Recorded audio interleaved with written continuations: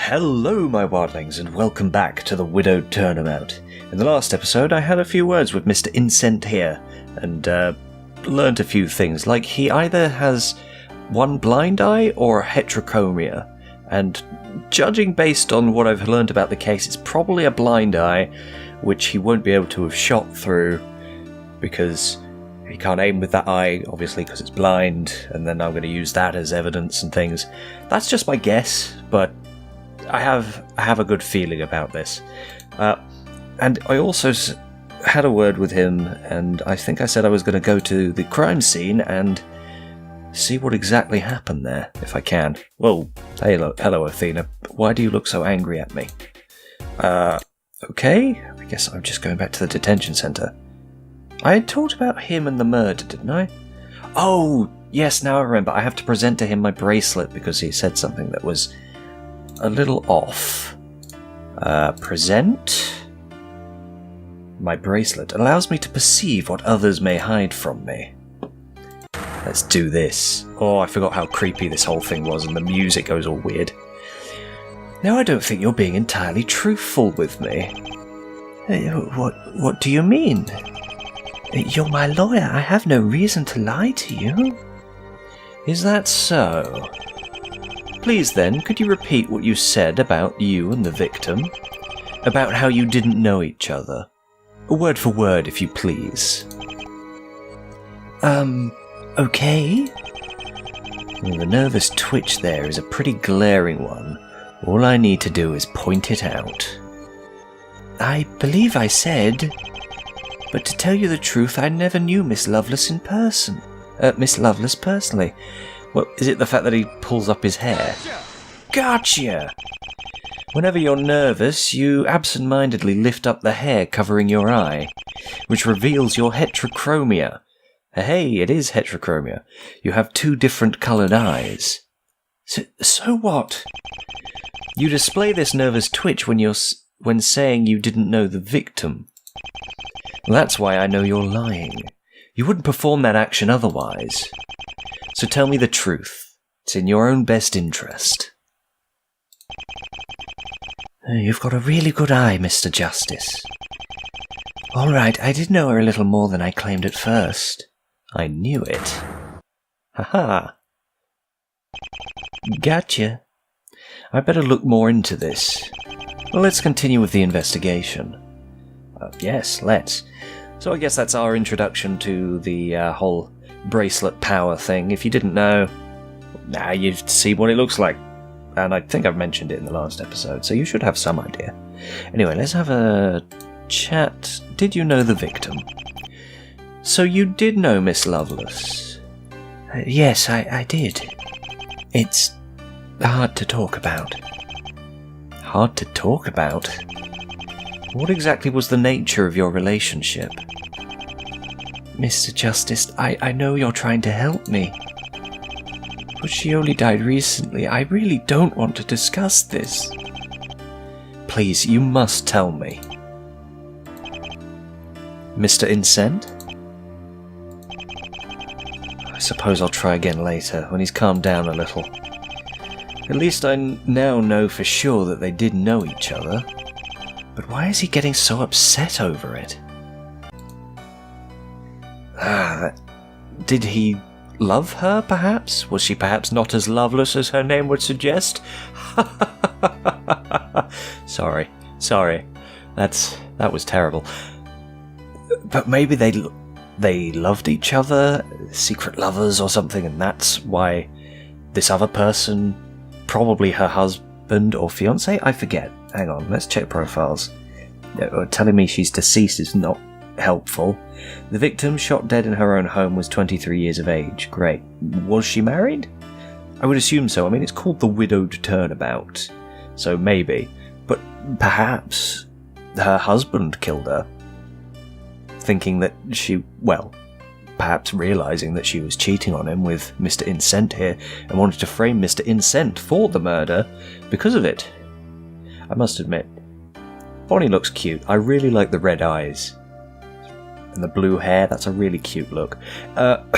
Anyway, she's dead, so before that goes anywhere horrible, let's, I guess, go to Gourd Lake. Gourd Lake, January 4th, 12:59 p.m.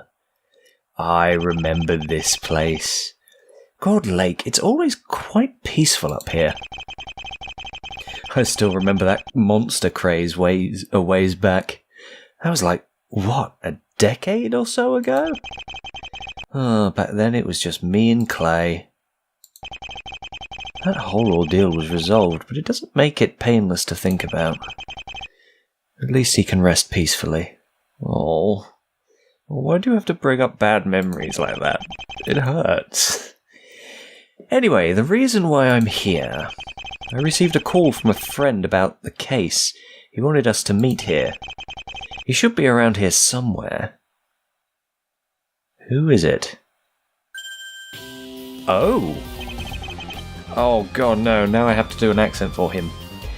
Greetings, forehead. You know what? I will go with this. It's something. It is horrible. I apologize to everyone listening. I wasn't sure you'd actually come. Why wouldn't I? You're also investigating still, right? Of course, which is why I called you here in the first place. I couldn't act too surprised when I learned that you were to take the case. I trust you have met with the defendant, yeah? Of course I have. It was the first thing I did. Sehr good. Do you have a firm understanding of this case now? Not even close. I believe so, yes. I mean, absolutely. My client is accused of shooting the victim from his apartment window. But that seems strange to me, since the murder weapon is apparently a simple handgun. Oh yes, that did strike me as odd as well. I could find no evidence of the accused having experience with firearms. The rifle would be more plausible, but a handgun? Oh, but that is what the witness claims. The witness? Yeah, the victim's husband, who was unfortunate enough to see her die. Or perhaps fortunate from his perspective, I don't doubt. But I do wonder if they saw what they think they saw. Perhaps they saw exactly what they thought they saw. It's just what they thought they saw is not what they told you they saw. So you could say what you thought they saw is not what they thought you thought they saw. No, hang on. Now I've got myself confused. Now I'm confused. I've got a link to a sketch, which is hilarious, which is where that particular line comes from. It's very funny. On that note, Clavier, do you have any battering spades? What? A battering spade, you know, for battering a person. But that is your job, forehead, not mine. I will present the facts as they are seen now, and I am sure you will find those contradictions you love. Yeah, I know how the court works. I doubt that some days. Hey! But I'm sure you will manage nevertheless. If your client is actually innocent, that is. I do believe him to be, yes. I suppose the truth shall be revealed either way in tomorrow's trial. I have my doubts that he could be the killer, but I don't know for sure he isn't either. I mean, that's a fair way to be about it. I mean, your job is to be, well, no, your job is not to be impartial. Being the prosecutor, your job is to get a prosecution and present that side of the argument, and my job as a defense is to present my side of the argument. I suppose the job of being impartial is up to the judge, and oh god, the judge. Oh boy. Yeah, I kind of forgot about him for a minute there. Okay. Right, I've remembered, so I'm going to have some time to prepare myself. It won't be enough, I'm sure. The evidence will take center stage, and the audience to our little concert will hear what they sing. You used to be in a band, we get it. Oh, but now that I think about it, I wonder if he knows more about the connection between them. If I can't get it out of Mr. Incent, maybe Clavier will be more forthcoming. Maybe. Well, that's a good point. Well, we can ask him in the next episode. And I'll see you all then. Goodbye, good night, and good luck.